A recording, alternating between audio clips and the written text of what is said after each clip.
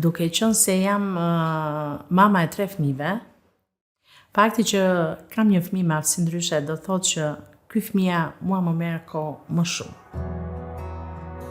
Një nga pengesat që ne kemi hasur ka qenë pranimi I këtyre fëmijëve në shoqëri. Part of Albanian culture, from like black magic traditions, they believe very much in curses.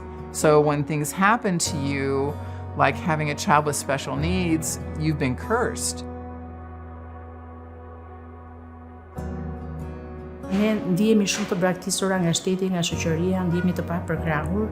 Para disa viteve, unë ndodhesha në një udhkryq të jetës time dhe nuk dinim se si do mund të përballonim dot vështirësinë e jetës me problematikat e fëmijëve tanë.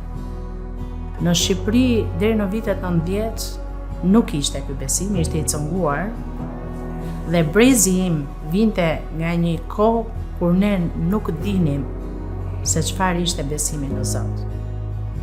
She was just in the pits of depression, so despondent and so wondering if life was even worth living. Ftesa për në grupin MOPS Special Needs ishte e një mikeshës time.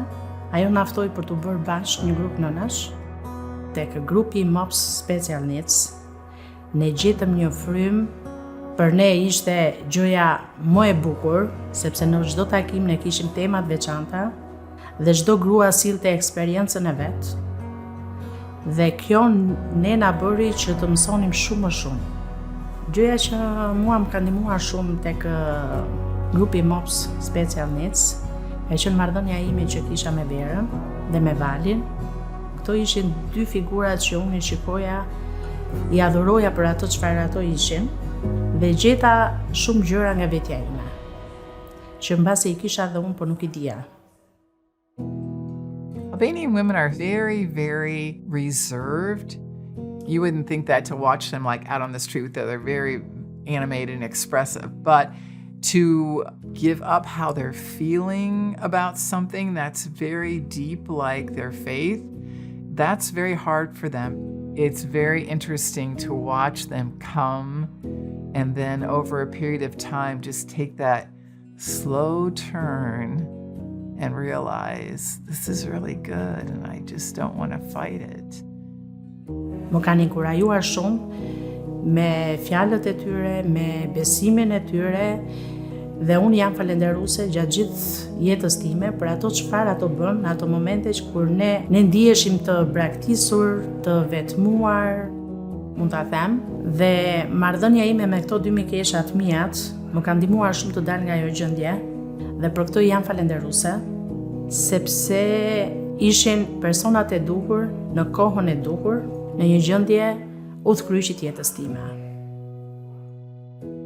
Më kanë ndihmuar shumë në rrugtimin tim, me shumë vështirësi, sepse nga lëndimi që ne kemi me problemet që ne kemi me këta fëmijë, pa diskutim, e vetme nuk doja dalësh.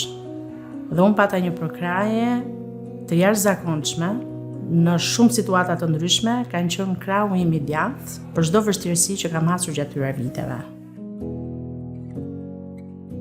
Dhe në këtë grup ne mësuam të besojmë dhe Zoti është ai që ne na lehtëson në çdo dhimbje, në çdo pengesë, në çdo sfidë dhe na ndihmon të përballojmë gjithçka me dinjitet.